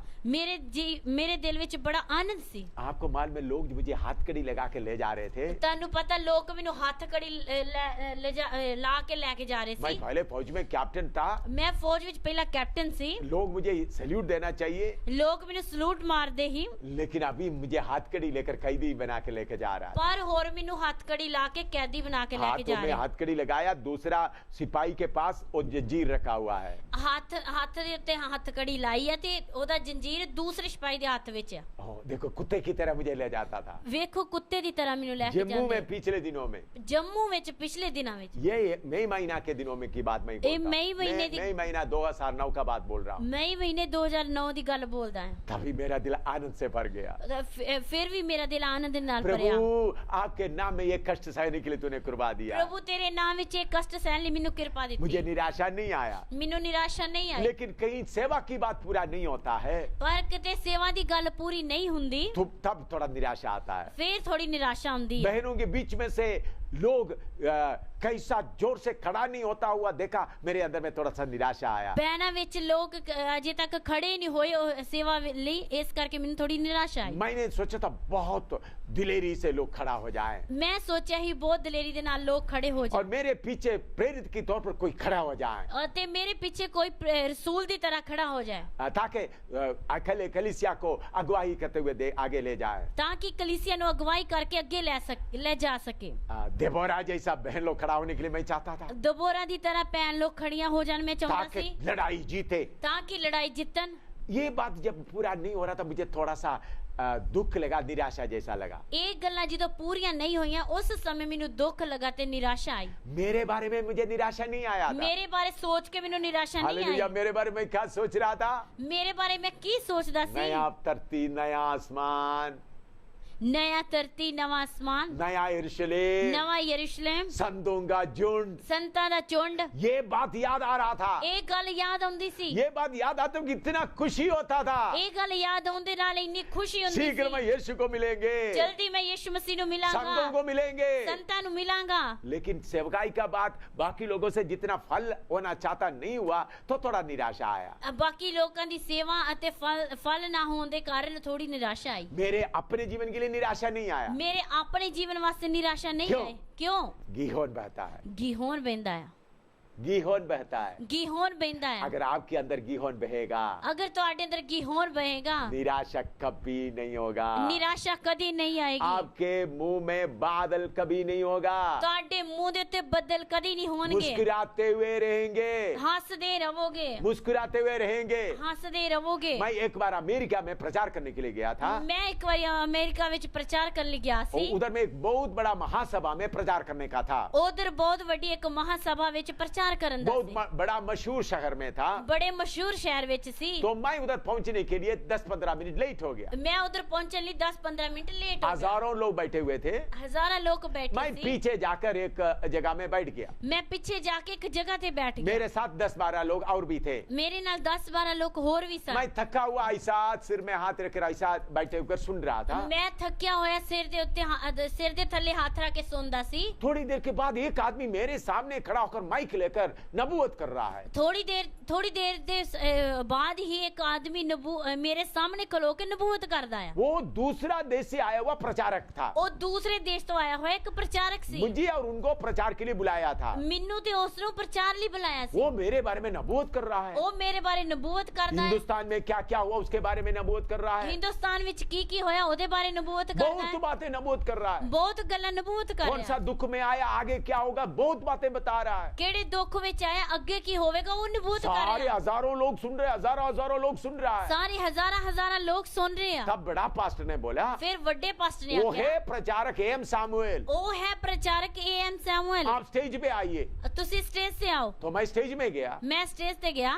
आपको मालूम है, उन्होंने बोला आपसे एक पहला सवाल पूछना चाहता हूँ। और ਤੁਹਾਨੂੰ ਪਤਾ ਉਹਨਾਂ ਨੇ ਮੈਨੂੰ ਆਖਿਆ ਮੈਂ ਤੁਹਾਡੇ ਕੋਲ ਇੱਕ ਪਹਿਲਾ ਸਵਾਲ ਪੁੱਛਣਾ ਚਾਹੁੰਦੀ ਹਾਂ। जब से आप उधर बैठे हैं, ਜਦੋਂ ਦੇ ਤੁਸੀਂ ਉੱਥੇ ਬੈਠੇ ਹੋ, आपका चेहरा में मुस्कुराहट ही दिखाई देता है। ਤੁਹਾਡਾ ਚਿਹਰਾ ਹੱਸਦਾ ਹੀ ਨਜ਼ਰ ਆ ਰਿਹਾ ਹੈ। मुस्कुराते हुए दिखाई दे रहा है। ਹੱਸਦੇ ਹੋਏ ਨਜ਼ਰ ਆਉਂਦਾ ਆ। आप थके हुए ऐसा बैठा है, ਤੁਸੀਂ ਥੱਕੇ ਹੋਏ ਇਸ ਤਰ੍ਹਾਂ ਬੈਠੇ ਹੋ। उसका ये आप क्यों मुस्कुराते रहता है? ਤੁਸੀਂ ਕਿਉਂ ਹੱਸਦੇ ਰਹਿੰਦੇ ਹੋ? इसका सीक्रेट क्या है, इसका गुप्त बात क्या है? ਇਹ ਤਾਂ ਗੁਪਤ ਗੱਲ ਕੀ ਆ? पहले बार मेरे से सवाल पूछ रहा है। ਪਹਿਲੀ ਵਾਰ ਮੇਰੇ ਤੋਂ ਸਵਾਲ ਪੁੱਛਦਾ ਆ। मैंने बोला पवित्र आत्मा के द्वारा मैं आनंदित रहता हूँ। ਮੈਂ ਉਹਨਾਂ ਨੂੰ ਆਖਿਆ ਮੈਂ ਪਵਿੱਤਰ ਆਤਮਾ ਦੇ ਦੁਆਰਾ ਆਨੰਦਿਤ ਰਹਿੰਦਾ ਹਾਂ। क्यों?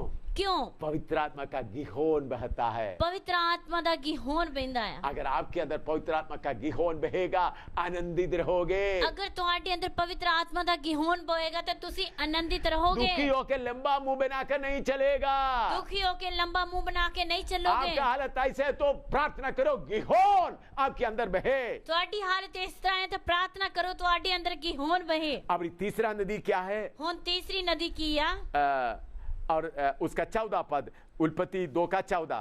उत्पत्ति 2 ਦੀ 14 ਹੈ। और तीसरी नदी का नाम है हिदकल है। ਤੀਜੀ ਨਦੀ ਦਾ ਨਾਮ ਹਿਦਕੇਲ ਹੈ। वही है जो अश्शूर के पूर्व की ओर बहती है। ਜਿਹੜੀ ਅਸ਼ੂਰ ਦੇ ਚੜ੍ਹਦੇ ਪਾਸੇ ਜਾਂਦੀ ਆ। हिदकल का मतलब है बड़ा शीघ्र से बोलने वाला, ਹਿਦਕੇਲ ਦਾ ਮਤਲਬ ਹੈ ਬੜੀ ਜਲਦੀ ਬੋਲਣ ਵਾਲਾ या अहेम भर भर कर बोलने वाला। ਜਾਂ ਹੌਕੇ ਪਰ ਕੇ ਬੋਲਣ ਵਾਲਾ। रोमी 8 का 26। रोमिया 8 ਦੀ 26 ਆ ਦੇਖੋ। रोमी 8 का 26 में ऐसा लिखा है। रोमिया 8 ਦੀ 26 ਵਿੱਚ ਇਸ ਤਰ੍ਹਾਂ ਲਿਖਿਆ ਆ। इस रीति से आत्मा भी हमारी दुर्बलता में सहायता करता है, क्योंकि हम नहीं जानते कि प्रार्थना किस रीति से करना चाहिए, परंतु आत्मा आप ही ऐसी आहे भर भर कर बयान से बाहर हमारे लिए बिनती करता है। ਇਸ ਤਰ੍ਹਾਂ ਆਤਮਾ ਵੀ ਸਾਡੀ ਦੁਰਬਲਤਾਈ ਵਿੱਚ ਸਾਡੀ ਸਹਾਇਤਾ ਕਰਦਾ ਹੈ, ਕਿਉਂ ਜੋ ਕਿਸ ਵਸਤ ਲਈ ਸਾਨੂੰ ਪ੍ਰਾਰਥਨਾ ਕਰਨੀ ਚਾਹੀਦੀ ਹੈ ਅਸੀਂ ਨਹੀਂ ਜਾਣਦੇ, ਪਰ ਆਤਮਾ ਆਪ ਅਕਥ ਹੋ ਕੇ ਪਰ ਕੇ ਸਾਡੇ ਲਈ ਸਿਫਾਰਿਸ਼ ਕਰਦਾ ਹੈ। हालेलुया। हालेलुया। ये हिदकेल नदी आपके अंदर बहेगा तो ਇਹ ਹਿਦਕੇਲ ਨਦੀ ਤੁਹਾਡੇ ਅੰਦਰ ਬਹੇਗੀ ਤਾਂ आत्मा में आहे भर भर के आप अन्य भाषा में प्रभु से बोलते रहेंगे। ਹੌਕੇ ਪਰ ਕੇ ਤੁਸੀਂ ਗੈਰ ਜ਼ਬਾਨ ਵਿੱਚ ਪ੍ਰਭੂ ਦੇ ਸਾਹਮਣੇ ਬੋਲਦੇ ਰਹੋਗੇ। आहे भर भर के कभी क्या बोलना करके आपको मालूम नहीं। ਹੌਕੇ ਪਰ ਕੇ ਕੀ ਬੋਲਣਾ ਤੁਹਾਨੂੰ ਪਤਾ ਨਹੀਂ ਆ। दिल पूरा भरा हुआ है, ਦਿਲ ਪੂਰਾ ਭਰਿਆ ਹੋਇਆ ਹੈ, आत्मा का शक्ति से भरा हुआ है। ਆਤਮਾ ਦੀ ਸ਼ਕਤੀ ਨਾਲ ਭਰਿਆ ਹੋਇਆ ਹੈ। धन्यवाद निकलते रहेगा, ਧੰਨਵਾਦ ਨਿਕਲਦਾ अन्य ਰਹੇਗਾ, भाषा निकलते रहेगा, गैर जबान निकलती कभी रहेगी, कोई शब्द निकलते रहेगा। कभी कोई शब्द निकलता मेरे रहेगा। जीवन में ऐसा कितने बार होता है। मेरे जीवन में इस तरह कितनी बार ਹੁੰਦਾ ਹੈ। हिदकेल नदी आपके अंदर में बहेगा तो ऐसा होगा। ਹਿਦਕੇਲ ਨਦੀ ਸਾਡੇ ਅੰਦਰ ਬਹੇਗੀ ਤੇ ਇਸ ਤਰ੍ਹਾਂ ਹੋਵੇਗਾ। और चौथा नदी कौन सा है? ਚੌਥੀ ਨਦੀ ਕਿਹੜੀ ਆ? दूसरा उत्पत्ति 2:14 में लिखा है, ਉਤਪਤ 2:14 ਵਿੱਚ ਲਿਖਿਆ ਹੈ और चौथी नदी का नाम है फरात। ਅਤੇ ਚੌਥੀ ਹੈ ਫਰਾਤ। फरात दरिया ਫਰਾਤ ਦਰਿਆ या यूफ्रेटिस या फरात दरिया, ਜਾਂ ਫਰਾਤ ਦਰਿਆ। फलदार वादी, ਫਲਦਾਰ ਬਾਗ, फ्रूटफुल वाली, जिधर में फलों से भरा रहता है। ਜਿੱਧਰ ਫਲਾਂ ਦੇ ਨਾਲ ਭਰਿਆ ਰਹਿੰਦਾ ਆ। गलाती 5:22 और 23 पढ़ते हैं। ਗਲਾਤੀਆਂ 5 ਦੀ 22 ਅਤੇ 23 ਐ ਦੇਖਾਂਗੇ। गलाती 5:22 और 23। ਗਲਾਤੀਆਂ 5 ਦੀ 22 ਅਤੇ 23 ਹੈ। पर आत्मा का फल प्रेम, आनंद, शक्ति, शांति, धीरज, कृपा, भलाई, विश्वास, नम्रता और संयम है। ऐसी कामों के विरोध में कोई भी व्यवस्था नहीं। पर आत्मा ਦਾ ਫਲ ਇਹ ਹੈ ਪ੍ਰੇਮ, ਆਨੰਦ, ਸ਼ਾਂਤੀ, ਧੀਰਜ, ਦਿਆਲਗੀ, ਭਲਾਈ, ਵਫਾਦਾਰੀ, ਨਰਮਾਈ, ਸੰਜਮ।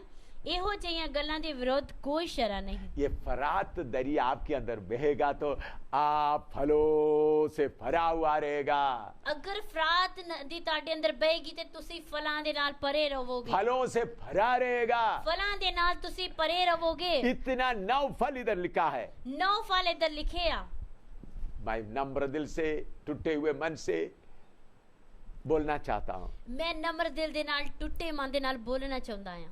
ये 9 फल मेरे जीवन से आप पा सकता है। ਇਹ 9 ਫਲ ਤੁਸੀਂ ਮੇਰੇ ਜੀਵਨ ਤੋਂ ਪਾ ਸਕਦੇ ਹੋ। हालेलुया। ਹਾਲੇਲੂਇਆ। उसमें पहला फल कौन सा है? ਉਹਦੇ ਵਿੱਚ ਪਹਿਲਾ ਫਲ ਕੀ ਆ? प्रेम। ਪ੍ਰੇਮ। ये प्रेम कौन सा प्रेम है? ਇਹ ਪ੍ਰੇਮ ਕਿਹੜਾ ਪ੍ਰੇਮ ਆ? दुश्मनों को भी प्यार करने वाला प्रेम। ਦੁਸ਼ਮਣਾਂ ਨੂੰ ਵੀ ਪਿਆਰ ਕਰਨ ਵਾਲਾ ਪ੍ਰੇਮ। मेरे जीवन में ऐसा बहुत घटना हुआ। ਮੇਰੇ ਜੀਵਨ ਵਿੱਚ ਇਸ ਤਰ੍ਹਾਂ ਬੜੀਆਂ ਘਟਨਾ ਹੋਈਆਂ। मैं एक दो घटना बताना चाहता हूँ। ਮੈਂ ਇੱਕ ਦੋ ਘਟਨਾ ਦੱਸਣਾ ਚਾਹੁੰਦਾ यीशु मसीह के कारण केरला में इरवी पेरूर में मुझे मार खाना पड़ा। ਯੀਸ਼ੂ ਮਸੀਹ ਦੇ ਕਾਰਨ ਕੇਰਲਾ ਵਿੱਚ इरवी पेरूर में ਏਰਵੀ ਪ੍ਰਯੂਰ ਵਿੱਚ ਮੈਨੂੰ ਯੀਸ਼ੂ ਮਸੀਹ ਦੇ ਕਾਰਨ ਜਾਣਾ ਪਿਆ। मार खाना पड़ा। ਮਾਰ ਖਾਣੀ ਪਈ। लोग स्टेज में आकर मुझे मारना शुरू किया। ਲੋਕਾਂ ਨੇ ਸਟੇਜ ਤੇ ਆ ਕੇ ਮੈਨੂੰ ਮਾਰਨਾ ਸ਼ੁਰੂ मुझे ਕੀਤਾ। बहुत बुरी तरह से मारा। ਮੈਨੂੰ बहुत बुरी तरह ਮਾਰਿਆ। मैं बेहोश हो गया था। ਮੈਂ ਬੇਹੋਸ਼ ਹੋ ਗਿਆ ਸੀ। फिर बाद में जब होश में आया, ਪਰ ਜਦੋਂ ਬਾਅਦ ਵਿੱਚ ਹੋਸ਼ ਵਿੱਚ ਆਇਆ, पुलिस आकर पूछा, ਪੁਲਿਸ ਨੇ ਆ ਕੇ ਪੁੱਛਿਆ, आपको मारे हुए लोगों का नाम बताओ। ਮਾਰੇ ਹੋਏ ਲੋਕਾਂ ਦਾ ਤੂੰ ਮੈਨੂੰ ਨਾਂ ਦੱਸ। मैंने उनको नाम नहीं बताया। ਪਰ ਮੈਂ ਉਹਨਾਂ ਨੂੰ ਨਾਂ ਨਹੀਂ मैंने बोला ਦੱਸਿਆ। वो मेरा दोस्त लोग है, ਪਰ ਮੈਂ ਉਹਨਾਂ ਨੂੰ ਆਖਿਆ ਉਹ ਮੇਰੇ ਦੋਸਤ ਲੋਕ ਆ। तो मैं उनका नाम नहीं बताएगा। ਪਰ ਮੈਂ ਉਹਨਾਂ ਦਾ ਨਾਂ ਨਹੀਂ ਦੱਸਾਂਗਾ। तो बाद में पुलिस उल्टा हो गया। ਪਰ ਬਾਅਦ ਵਿੱਚ ਪੁਲਿਸ ਉਲਟੀ ਹੋ ਗਈ। उन्होंने बोला उन लोग क्यों आपको मारा है? ਪਰ ਉਹਨਾਂ ਨੇ ਆਖਿਆ ਉਹ ਲੋਕਾਂ ਨੇ ਫਿਰ ਤੈਨੂੰ जरूर ਕਿਉਂ आपने उनके ਮਾਰਿਆ? खिलाफ कुछ बोला होगा, ਜ਼ਰੂਰ ਤੂੰ ਉਹਨਾਂ ਦੇ ਖਿਲਾਫ ਬੋਲਿਆ तो ਹੋਵੇਗਾ। इसलिए गलती तूने किया है। ਇਸ ਕਰਕੇ ਗਲਤੀ ਤੂੰ ਕੀਤੀ ਆ। मुझे अरेस्ट कर दिया। ਮੈਨੂੰ ਲੈ ਕੇ ਚਲੇ ਗਏ, अरेस्ट कर दिया। ਅਰੈਸਟ ਕਰ ਦਿੱਤਾ। मुझे तिरुवल्ला पुलिस स्टेशन में ले जाकर रख दिया। ਮੈਨੂੰ ਤਿਰਵੱਲਾ ਪੁਲਿਸ ਸਟੇਸ਼ਨ ਵਿੱਚ ਜਾ ਕੇ ਰੱਖ ਦਿੱਤਾ। 4 दिन उधर कस्टडी में रखा गया। 4 ਦਿਨ ਉਸ ਕਸਟਡੀ ਵਿੱਚ ਰੱਖਿਆ। बहुत पूछताछ किया। ਬੜੀ ਪੁੱਛਗਿੱਛ ਕੀਤੀ। फिर उसके बाद मुझे पतनमतिट्टा सेंट्रल जेल में ले गया। ਉਸ ਜਗ੍ਹਾ ਤੋਂ ਮੈਨੂੰ सेंट्रल जेल में ਸੈਂਟਰ ਜੇਲ੍ਹ ਵਿੱਚ ਲੈ ਗਿਆ। उधर जेल में डाल दिया। ਉਧਰ ਜੇਲ੍ਹ ਵਿੱਚ ਪਾਤਾ। देखो मार खाया फिर जेल में डाला। ਵੇਖੋ ਮਾਰ ਖਾਦੀ ਅਤੇ ਫਿਰ ਜੇਲ੍ਹ ਵਿੱਚ मेरे ਪਾਇਆ। ऊपर सेक्शन 153 153 का केस लगा दिया। ਮੇਰੇ ਉੱਤੇ 153 ਦਾ ਕੇਸ ਲਾ ਦਿੱਤਾ।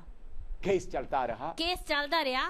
ऐसा 2.5 साल लगातार केस चलता रहा। ਇਸ ਤਰ੍ਹਾਂ 2.5 ਸਾਲ ਕੇਸ ਚੱਲਦਾ ਰਿਹਾ। जम्मू से मैं समय समय पर केरला में जाता था। ਜੰਮੂ ਤੋਂ ਮੈਂ ਸਮੇਂ-ਸਮੇਂ ਤੇ ਕੇਰਲਾ ਵਿੱਚ ਜਾਂਦਾ ਸੀ। एक बार 2.5 साल का लगातार केस चलने के बाद एक बार मैं केरला में पहुंच गया, थके हुए, कोई रिजर्वेशन नहीं मिला था। मैं थका हुआ अदालत के उधर स्टेप में बैठा हुआ था, सीडीएफ में बैठा हुआ था। 250 ਸਾਲ ਜਦੋਂ ਕੇਸ ਚੱਲਦਾ ਰਿਹਾ, ਇੱਕ ਵਾਰੀ ਕੀ ਹੋਇਆ, ਮੈਂ ਟ੍ਰੇਨ ਵਿੱਚ ਮੈਨੂੰ ਕੋਈ ਜਗ੍ਹਾ ਨਹੀਂ ਮਿਲੀ, ਮੈਂ ਉੱਥੇ ਖੜਾ ਹੋ ਕੇ ਇਸ ਤਰ੍ਹਾਂ ਗਿਆ। थक करके केरला पहुंच गया। ਥੱਕ ਕੇ ਕੇਰਲਾ ਪਹੁੰਚਿਆ। उधर अदालत के सीडीओ में बैठा हुआ था। ਉਧਰ ਅਦਾਲਤ ਦੀਆਂ ਪੌੜੀਆਂ ਵਿੱਚ ਬੈਠਾ ਸੀ। तो 12 नौजवान लोग आए। 12 ਨੌਜਵਾਨ ਲੋਕ ਆਏ। मुझे पूछने लगा, ਮੈਨੂੰ ਪੁੱਛਣ ਲੱਗੇ, बताओ आपको मारने वालों का नाम क्यों नहीं बताया? ਸਾਨੂੰ ਦੱਸੋ ਤੈਨੂੰ ਮਾਰਨ ਵਾਲੇ ਲੋਕਾਂ ਦਾ ਨਾਮ ਤੁਸੀਂ ਕਿਉਂ ਨਹੀਂ ਦੱਸਿਆ? मैंने बोला वो मेरा दोस्त लोग है। ਪਰ ਮੈਂ ਉਹਨਾਂ ਨੂੰ ਆਖਿਆ ਉਹ ਮੇਰੇ ਦੋਸਤ ਲੋਕ फिर ਹੈ। भी आप बोलो क्यों नहीं बताते? ਫਿਰ ਵੀ ਤੁਸੀਂ ਦੱਸੋ ਮੈਂ ਸਾਨੂੰ ਕਿਉਂ ਨਹੀਂ उन लोग ਦੱਸਦੇ? अनजाने में मारा है। ਉਹ ਲੋਕਾਂ ਨੇ ਮੈਨੂੰ ਅਣਜਾਣ ਹੋ ਕੇ ਮਾਰਿਆ। तो उन्होंने बोला मैं उन लोग बोला चलो हमारे लीडर साहब के पास आपको ले जाना है। ਉਹਨਾਂ ਨੇ ਆਖਿਆ ਚਲੋ ਅਸੀਂ ਤੁਹਾਨੂੰ ਆਪਣੇ ਲੀਡਰ ਕੋਲ ਲੈ ਕੇ ਜਾਣਾ ਚਾਹੁੰਦੇ करीबन आधा किलोमीटर दूर में उनका आरएसएस का दफ्तर था। ਤਕਰੀਬਨ ਅੱਧਾ ਕਿਲੋਮੀਟਰ ਉਹਨਾਂ ਦੇ ਆਰਐਸਐਸ ਵਾਲਿਆਂ ਦਾ ਦਫ਼ਤਰ ਸੀ। आरएसएस वालों का दफ्तर था, मसीह विरोधियों का दफ्तर था। ਮਸੀਹ ਵਿਰੋਧੀਆਂ ਦਾ ਦਫ਼ਤਰ ਸੀ। उधर मुझे ले गए, ਉਧਰ ਮੈਨੂੰ ਲੈ ਗਏ। उनका प्रेसिडेंट बैठा हुआ था। ਉਹਨਾਂ ਦਾ ਪ੍ਰੈਜ਼ੀਡੈਂਟ ਬੈਠਾ ਸੀ। उनका प्रेसिडेंट भी था, वो वकील भी था। ਉਹਨਾਂ ਦਾ ਪ੍ਰੈਜ਼ੀਡੈਂਟ ਵੀ ਸੀ, ਵਕੀਲ ਵੀ ਸੀ। उन्होंने मुझे पूछा आप क्यों हमारे खिलाफ आपको मारने वालों का नाम क्यों नहीं बताया? ਉਸਨੇ ਮੈਨੂੰ ਪੁੱਛਿਆ ਤੁਹਾਨੂੰ ਮਾਰਨ ਵਾਲੇ ਲੋਕਾਂ ਦਾ ਨਾਮ ਕਿਉਂ ਨਹੀਂ ਦੱਸਦੇ ਹੋ? मैंने बोला वो हमारा दोस्त लोग है इसलिए नहीं बताया। ਪਰ ਮੈਂ ਉਹਨਾਂ ਨੂੰ ਜਵਾਬ ਦਿੱਤਾ ਉਹ ਸਾਡੇ ਦੋਸਤ ਲੋग ਆ। वो वकील बोल रहा था, ਉਹ ਵਕੀਲ ਕਹਿੰਦਾ ਸੀ। मुझे मारने के बाद उनके 4 लोग दूसरे एक अस्पताल में जाकर बैंडेज बांधकर पड़ा रहा। ਮੈਨੂੰ ਮਾਰਨ ਤੋਂ ਬਾਅਦ 4 ਲੋਕਾਂ ਨੇ ਪੱਟੀਆਂ ਬੰਨ ਕੇ ਹਸਪਤਾਲ ਵਿੱਚ ਪਏ। उन लोग इसलिए पड़ा रहा था कि बताएं मैंने भी मारा है। ਉਹ ਲੋਕ ਇਸ ਕਰਕੇ ਹਸਪੀਟਲ ਵਿੱਚ ਹੀ ਤਾਂ ਕਿ ਉਹ ਦੱਸਣ ਕਿ ਸਾਨੂੰ ਵੀ ਇਹਨੇ ਮਾਰਿਆ ਵਾ। तो 4 दिन वो लोग अस्पताल में पड़ा रहा। 4 दिन वो लोग हॉस्पिटल ਵਿੱਚ ਪਏ ਰਹੇ। हमने कोई केस नहीं दिया, ਅਸੀਂ ਕੋਈ ਕੇਸ ਨਹੀਂ ਦਿੱਤਾ। इसलिए वो लोग अपने आप निकल आ गया। ਇਸ ਲਈ ਉਹ ਆਪਣੇ ਆਪ ਹੀ ਨਿਕਲ ਆਏ। उन्होंने बोला आप क्यों अभी तक हमारे बारे में कुछ भी क्यों नहीं बोला? ਉਹਨਾਂ ਨੇ ਆਖਿਆ ਸਾਡੇ ਬਾਰੇ ਕਿਉਂ ਨਹੀਂ ਤੁਸੀਂ ਕੁਝ ਬੋਲਿਆ? क्योंकि अदालत में मुझसे सवाल पूछते समय में, ਕਿਉਂਕਿ ਅਦਾਲਤ ਵਿੱਚ ਸਵਾਲ ਪੁੱਛਦੇ ਸਮੇਂ मैंने हमेशा बोलता था वो मेरा दोस्त लोग है। ਮੈਂ ਹਮੇਸ਼ਾ ਕਹਿੰਦਾ ਸੀ ਉਹ ਮੇਰੇ ਦੋਸਤ ਲੋਕ ਆ। वो लोग अनजाने में किया है। ਉਹਨਾਂ ਨੇ ਅਣਜਾਣ ਪੁਣੇ ਵਿੱਚ ਕੀਤਾ। तब ये आरएसएस लोग क्या बोला है? उस समय आरएसएस वाले ने की बोलिया? हाथ जोड़कर बोला है, हाथ जोड़ के बोले आप सचमुच में परमेश्वर का मनुष्य है, you are a god's man करके मुझे नमस्कार किया। उन्होंने आख्या सचमुच तू परमेश्वर दा मनुष्य है। उन लोग बोला हमारे लिए प्रार्थना करो। उन्होंने आख्या साडे लिए प्रार्थना कर। आरएसएस दफ्तर में उन लोग सब खड़े हो गए। आरएसएस वाले दे दफ्तर विच वो सारे इकट्ठे हो गए। खड़े हो गए। मैं उधर उनके लिए प्रार्थना किया। मैं उन्हां वास्ते उधर प्रार्थना की। आपको मालूम है उन लोग सब अदालत में गए। मैं तानू पता वो सारे अदालत विच गए। जज के सामने बताया, जज के सामने दसिया ये परमेश्वर का आदमी के खिलाफ हमको कोई केस नहीं है। ए परमेश्वर दे आदमी के खिलाफ सानू कोई केस नहीं है। केस पूरा हम वापस लेता है। केस पूरा सी वापस लेंदे हैं। एक कैसा हुआ? एक किस तरह होया? मेरे अंदर फरात दरिया बह रहा था। मेरे अंदर फरात दरिया बह रहा है। 5-6 महीने अभी से करीबन 5-6 महीने पहले, होन तो तकरीबन 5-6 महीने पहला मुझे केरला से एक चिट्ठी मिला। मेनू केरला से एक चिट्ठी मिली। वो एक आदमी चिट्ठी लिख रहा है। वो एक आदमी चिट्ठी लिखदा है, मैं आपको स्टेज में आकर पहले बार मैंने आपको हाथ लगाया, मारा।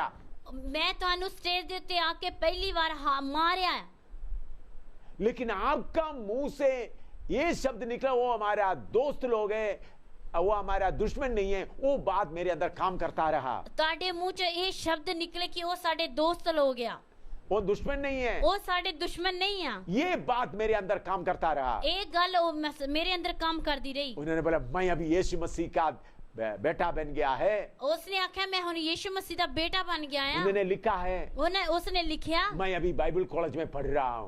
उन्हें आख्या मैं हुन बाइबल कॉलेज में पढ़ रहा हूँ। हजारों के सामने आपका पाँव पकड़ के माफी मांगना चाहता हूँ। हजारों लोगों के सामने ताड़े पैर फड़ के मैं माफी मांगना चाहता हूँ। कैसा हुआ? एक किस तरह होया? फरात दरिया बहने से हुआ। फरात दरिया बहन दे नाल होया। जगाधरी में मुझे मारा। जगाधरी मैनू मारिया। मैं 3 घंटे तक मरा हुआ हालत में था। मैं 3 घंटे मरी हुई हालत में थी। वो लोग पकड़ के मार के मुझे नीचे गिराकर मेरा हाथ पाँव पकड़ घसीट के ले गए। ओ मैनू मार के घसीट के आगे ले गए। पुलिस आ गई। पुलिस आ गई।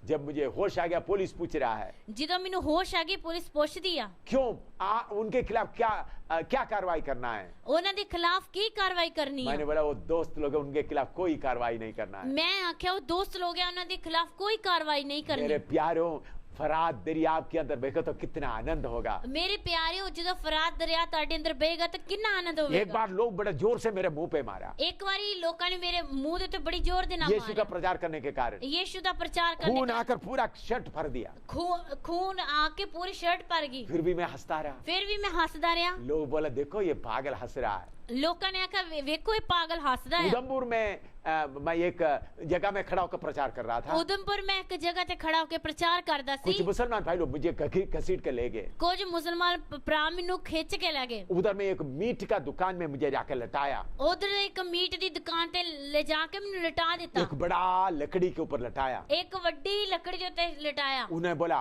अभी ये दास है, आपको अभी हम सभा करेंगे। ਉਹਨਾਂ ने ਆਖਿਆ ਇਹਨੂੰ ਹੁਣ ਅਸੀਂ ਮਾਰਾਂਗੇ, ਜ਼ਬਾ ਕਰਾਂਗੇ। तो मैं हंस रहा था। ਪਰ ਮੈਂ ਹੱਸਦਾ ਸੀ। उन्होंने बड़ा उनका चाकू लेकर ऐसा दिखाया, ਉਹਨਾਂ ਨੇ ਆਪਣਾ ਵੱਡਾ ਚਾਕੂ ਲੈ ਕੇ ਮੈਨੂੰ ਦਿਖਾਇਆ, मारने का जैसा दिखाया। ਮਾਰਨ ਦੀ ਤਰ੍ਹਾਂ मैं ਦਿਖਾਇਆ। मुस्कुरा रहा था। मैं हंस रहा सी। तो उन्होंने बोल रहा था ये तो पागल है, और वो कहन दे ही ये पागल या, इसको मारने से क्या होना है। ਇਹਨੂੰ ਮਾਰਨ ਦੇ ਨਾਲ ਕੀ ਹੋਏਗਾ। मुझे खड़ा करके मेरे पीठ में एक लात मारकर भेज दिया। ਮੈਨੂੰ ਖੜਾ ਕਰਕੇ ਮੇਰੇ ਪਿੱਛੋਂ ਦੀ ਇੱਕ ਲੱਤ ਮਾਰ ਕੇ ਭੇਜ ਦਿੱਤਾ। हालेलुया। हालेलुया। फरात दरिया बहेगा तो ਫਰਾਤ ਦਰਿਆ ਬਹੇਗਾ ਤਾਂ असली प्रेम आपके अंदर दिखाई देगा। ਅਸਲੀ ਪ੍ਰੇਮ ਤੁਹਾਡੇ ਅੰਦਰ ਦਿਖਾਈ इसलिए ਦੇਵੇਗਾ। मेरे प्यारो, ਇਸ ਲਈ ਮੇਰੇ ਪਿਆਰਿਓ, आपके अंदर पिशोन आना है, ਤੁਹਾਡੇ ਅੰਦਰ ਪਿਛੋਣ ਆਣੀ ਆ, गिहोन आना है, ਗਿਹੋਣ ਆਉਣੀ ਆ, धकेल आना है, ਹਿਦਕੇ ਲਾਉਣੀ ਆ, फरात आना है। ਫਰਾਤ ਵੀ ਆਣੀ ਆ। तब देखो आत्मा का जीवन कैसा होता है। ਫਿਰ ਵੇਖੋ ਆਤਮਾ ਦਾ ਜੀਵਨ ਕਿਸ ਤਰ੍ਹਾਂ ਹੁੰਦਾ ਹੈ। भजन संहिता 36 का 8 पढ़ते हैं। ਜਬੂਰਾਂ ਦੀ ਪੋਥੀ 36 ਬਾਬ ਦੀ 8 ਹੈ, ਦੇਖਾਂਗੇ। 36 का 8। जबूरन दी पोथी 36 बाब दी 8 है। वे तेरे भवन की चिकने भोजन से तृप्त होंगे और ते अपनी सुख की नदी में से उन्हें पिलाएगा। ਉਹ ਤੇਰੇ ਘਰ ਦੀ ਚਿਕਨਾਈ ਨਾਲ ਰੱਜ ਜਾਣਗੇ ਅਤੇ ਤੂੰ ਆਪਣੇ ਬਿਲਾਸਾਂ ਦੀ ਨਦੀ ਤੋਂ ਉਹਨੂੰ ਪਿਲਾਏਗਾ। सुख का नदी से पिलाएगा। ਸੁੱਖ ਦੀ ਨਦੀ ਤੋਂ ਪਿਆਏਗਾ। खाना नहीं होगा, खाना नहीं होएगा, कपड़ा नहीं होगा, कपड़ा नहीं होवेगा, मुसीबत बहुत होगा, मुसीबत बहुत होवेगी। सुख का नदी में पीते रहेगा तो ਸੁੱਖ ਦੀ ਨਦੀ ਵਿੱਚ ਪੀਂਦੇ ਰਹੋਗੇ ਤਾਂ तो रोता हुआ नहीं रहेगा। ਰੋਂਦੇ ਹੋਏ ਨਹੀਂ हर ਰਹੋਗੇ। समय अन्य आत्मा में भरे हुए रहेंगे। ਹਰ ਸਮੇਂ ਤੁਸੀਂ ਆਤਮਾ ਵਿੱਚ ਭਰੇ ਰਹੋਗੇ। परमेश्वर का नदी सुख का नदी है। ਪਰਮੇਸ਼ਰ ਦੀ ਨਦੀ ਸੁੱਖ ਦੀ ਨਦੀ ਆ। और भजन संहिता 65 का 9। ਜਬੂਰਾਂ ਦੀ ਪੋਥੀ 65 ਬਾਬ ਦੀ 9 ਦੇਖਾਂ। भजन संहिता 65 का 9। जबूरन दी पोथी 65 बाब दी 9 तू भूमि की सुधि लेकर उसको सींचता है, तू उसको बहुत फलदायक करता है, परमेश्वर की नदी जल से भरी रहती है। तू धरती दी शुद्ध लैंदा है ਅਤੇ ਉਹਨੂੰ ਰੇਲ ਪੇਲ ਕਰਦਾ ਹੈ। ਤੂੰ ਉਹਨੂੰ ਦਬ ਕੇ ਹਰਿਆ ਭਰਿਆ ਕਰਦਾ ਹੈ। परमेश्वर दी नदी पानी नाल भरी हुई है। परमेश्वर का नदी में पानी का कमी नहीं है। परमेश्वर दी नदी विच पानी दी कमी नहीं है। परमेश्वर का नदी जल से भरी रहती है। परमेश्वर दी नदी पानी दे नाल भरी रहंदी है। हालेलुया। हालेलुया। उधर कभी पानी खट नहीं होता, कम नहीं होता।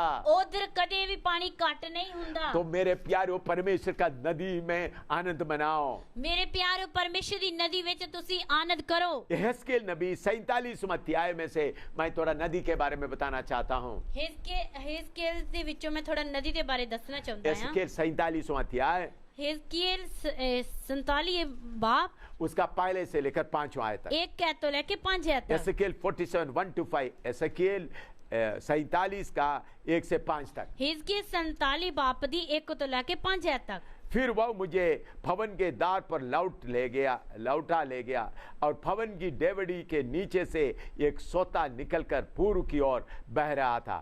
भवन की द्वार तो पूर्वमुखी था और सोता भवन की दाहिने ओर और वेदी के दक्षिण की ओर नीचे से निकलता था।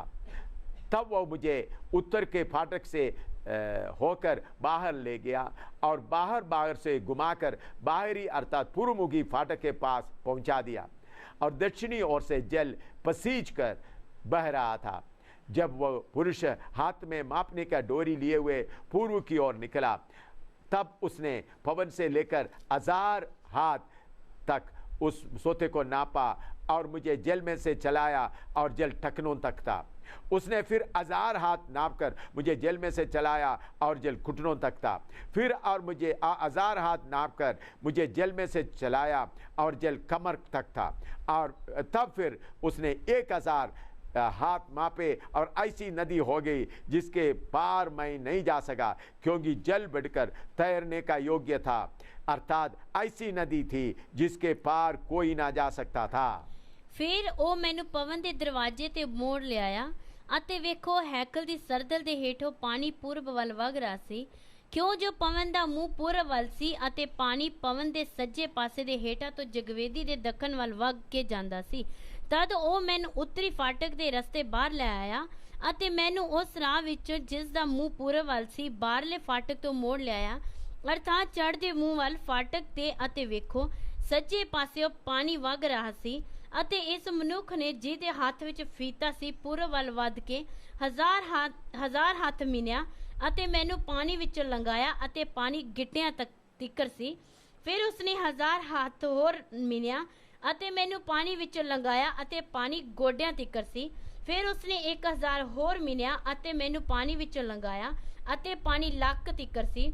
ਫਿਰ ਉਹਨੇ 1000 ਹੋਰ ਮਿਣਿਆ ਅਤੇ ਉਹ ਅਜਿਹਾ ਨਾਲਾ ਸੀ ਕਿ ਮੈਂ ਉਹਨੂੰ ਪਾਰ ਨਹੀਂ ਕਰ ਸਕਦਾ ਸੀ, ਕਿਉਂ ਜੋ ਪਾਣੀ ਚੜ੍ਹ ਕੇ ਤਰਨ ਵਾਲਾ ਹੋ ਗਿਆ ਸੀ ਅਤੇ ਅਜਿਹਾ ਨਾਲਾ ਬਣ ਗਿਆ ਜਿਹਨੂੰ ਪਾਰ ਕਰਨਾ ਅਸੰਭਵ।